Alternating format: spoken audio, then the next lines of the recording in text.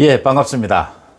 국민의당의 안철수 대표가 오늘 오전 최고위원 회의, 또 최고위원 회의 다음에 기자들의 백브리핑에서 두 가지 메시지를 내놓았습니다. 하나는 대북 문제, 외교, 미국과 중국과의 외교 문제 이런 것에 대해서 갈팡질팡하고 있는 문재인 대통령에 대해서 무식하면 용감하다. 무식하면 용감하다. 이런 얘기를 했습니다. 저는 문재인 정부의 외교 정책에 대해서 아주 적확한 비판을 했다라고 보입니다. 안철수 대표는 또 어제 저녁에는 국민의힘 주호영 원내대표를 만났죠. 그 결과에 대해서도 기자들에게 얘기를 했습니다. 그러니까 원론적으로 국민의힘과 국민의당이 당대당 통합이 필요하다라는 데 공감을 하고 앞으로 새 원내대표가 뽑히면 당대당 통합을 위해서 실무협의 계속해서 협의를 해 나가겠다 이렇게 얘기를 했습니다. 그런데 본 뜻은 그러니까 며칠 전에 안철수 대표가 얘기를 했죠. 당의 시너지가 가장 최고조로 올라올 수 있는 그런 시기, 방법을 택하겠다. 결국 국민의힘의 지도부 전당대회가 끝난 뒤에 합당 부분을 논의하겠다. 시간을 충분히 갖고 지금 윤석열 전 총장의 문제도 남아있는 만큼 이 야권 전체가 통합하는 데는 시간이 좀 필요하다. 이런 뜻을 밝힌 것으로 해석이 됩니다. 저는 이 부분에 대해서는 생각을 좀 달리합니다. 지금 대선 전국이 이제 11개월도 채 남지 않은 데다가 굉장히 사실은 물밑에서 급박하게 움직이고 있습니다. 그러니까 야당 단일 후보를 내는 것이 지난 서울시장 보궐선거에서 야권 단일 후보를 낸 것, 정말 지난 우리 정치사에서 보건대 그렇게 아름답게 야권 단일 후보 경선을 한 적은 없었다. 그 상당한 공은 안철수에게 있다 이렇게 봅니다. 그러면 이번 대선 전국에서도 막판에 가서 그렇게 아름답게 야권 후보 단일화가 될 것이냐, 그건 굉장히 불안한 문제다. 확률로 볼 때 굉장히 낮다 이런 생각입니다. 그래서 안철수 대표가 국민의힘과 국민의당이 합당하는 문제에 대해서 좀 더 전격적으로 좀 서두르는 게 맞지 않느냐 이런 생각입니다. 안철수 대표의 오늘 오전 한 국민에 대한 메시지 두 가지 중에서 하나는 찬성을 하는데 하나는 찬성을 도저히 할 수가 없다. 이 점에 대해서 얘기를 해볼까 합니다.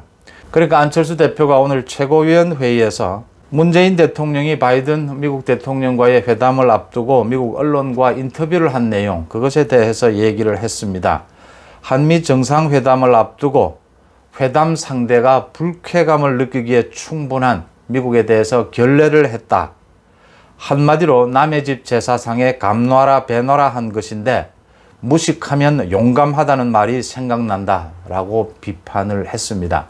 그러니까 바이든 대통령에 대해서 문재인 대통령이 트럼프 대통령이 해왔던 그 북미 대화, 그 흐름을, 그 기조를 그대로 이어가야 된다라고 이런 주장을 했죠. 그게 바이든에게 얼마나 불쾌감을 줬겠느냐. 그 다음 문재인 대통령이 또 트럼프에 대해서도 그동안 트럼프가 북미 대화를 해갈 때는 그렇게 또 찬사를 보내다가 별로 내실이 없었다 이런 식으로 까내리니까 트럼프가 김정은이가 문재인 대통령을 존중하는 걸 본 적이 없다 이렇게 서로 깎아내리면서 볼썽사나운 모습을 보여줬지 않습니까?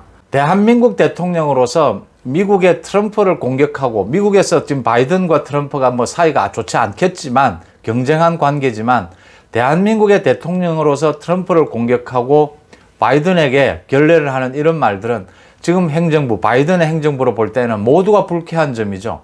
바이든 자신에게 하는 그런 외교적인 간섭도 불쾌하고 트럼프에 대해서도 그렇게 얘기하는 것이 그게 달가울 리가 없지 않습니까? 외교의 기본을 모르는 이야기다. 지금 안 대표가 이런 걸 지적하고 있는 겁니다.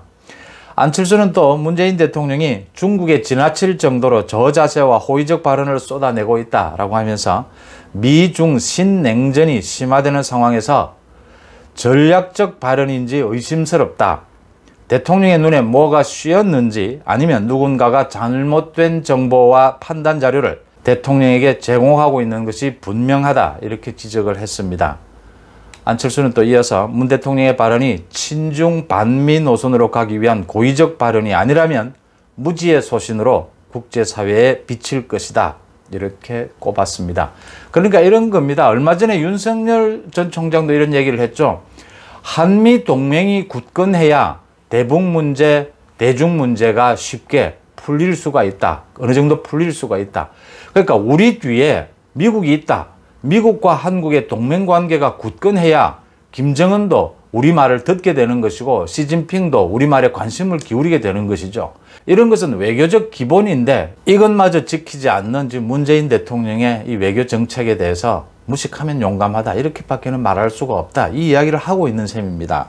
안철수는 이어서 허접하고 설익은 80년대 운동권식 사고로 세계 질서를 바라보고 이해하는 것이 아니라 국제사회의 질서와 흐름을 읽어내는 냉정함, 정보력, 통찰력이 요구된다라고 덧붙였습니다. 문재인으로서는 아픈 부분일 겁니다. 지금 미국 측에 코로나 백신을 요청해야 되는 입장에서 바이든의 백신 정책, 자국 우선주의에 대해서 공격을 하고 나서는 이런 어처구니 없는 행태를 보입니다. 문재인 정권이. 문재인이 그 바이든의 자국 우선주의 백신에 대해서 그 이야기를 한 그 다음 날이었죠. 바로 바이든이 주변 국가에 대해서 백신을 지원하겠다라고 얘기를 했지 않습니까? 그러니까 미국이 어느 방향으로 지금 정책이 가고 있다는 걸 전혀 정보가 없는 셈입니다. 전혀 정보도 없이 지금 친중, 친북에만 매달리고 있는 셈입니다. 그렇게 해서는 전혀 협상이 되지를 않는 것이죠. 일방적으로 김정은에게 매달리고 일방적으로 시진핑에게 매달려서 지금 대한민국의 각종 외교 문제, 대북 문제가 조금 더 해결되지 않을 것이라는 건 외교의 초보자인 사람들도 모두가 알고 있는 대목인 겁니다. 정말 무식하면 용감하다. 적절한 말이었다고 봅니다. 그 다음에 또 안철수가 어젯밤에 주호영과 만난 그 내용에 대해서 최고위원 회의가 지난 뒤에 기자들에게 백브리핑을 했는데 당대당 통합이어야 하고 야권의 통합이 중도까지 이제 보수를 넘어서 중도까지 모두가 하나가 되는 이렇게 지지층을 넓히는 그런 계기가 되어야 된다. 앞으로 원내대표가 뽑히게 되고 당대표가 뽑히게 될 텐데 원내대표가 뽑히고 나면 계속해서 이렇게 당대당 통합을 협의해 나가겠다 이렇게 얘기를 했습니다.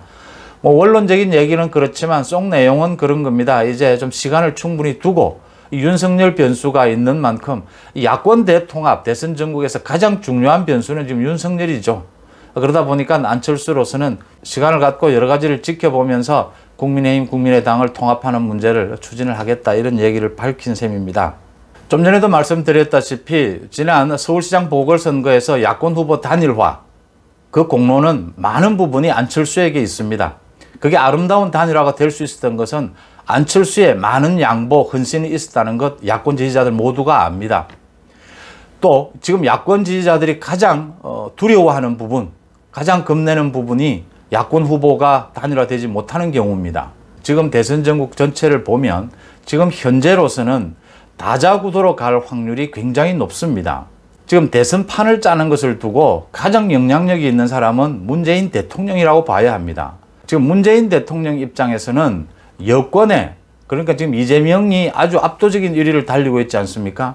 이 이재명을 어떻게 꺾을 방법이 묘안이 현재로서는 없습니다.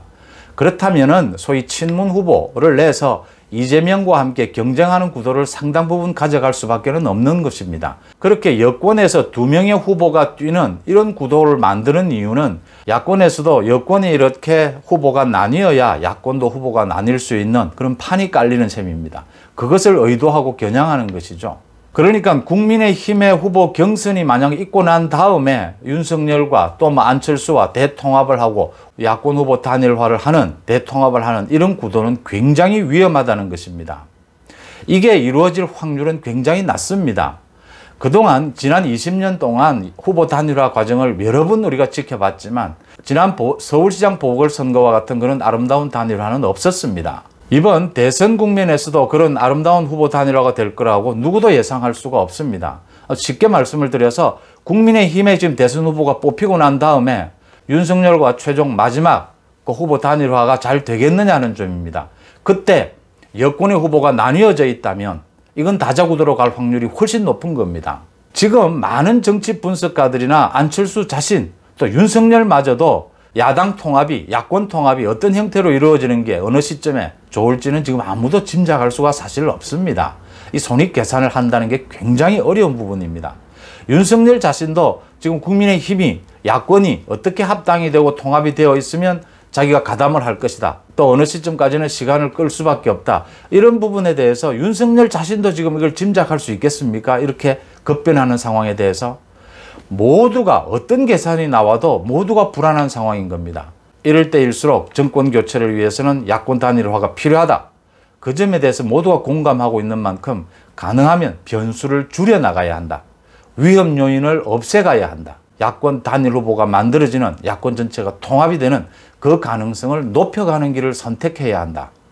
저는 이 점에서 안철수 대표가 국민의힘의 원내대표가 새 원내대표가 뽑히면 좀 빠른 속도로 당대당 통합을 논의를 해서 국민의힘과 국민의당이 어떤 형태로든지 통합이 돼서 윤석열과 협상에 나설 수 있는 그런 모양새가 현재로서는 가장 바람직하지 않느냐 이런 점을 말씀을 드립니다. 고맙습니다.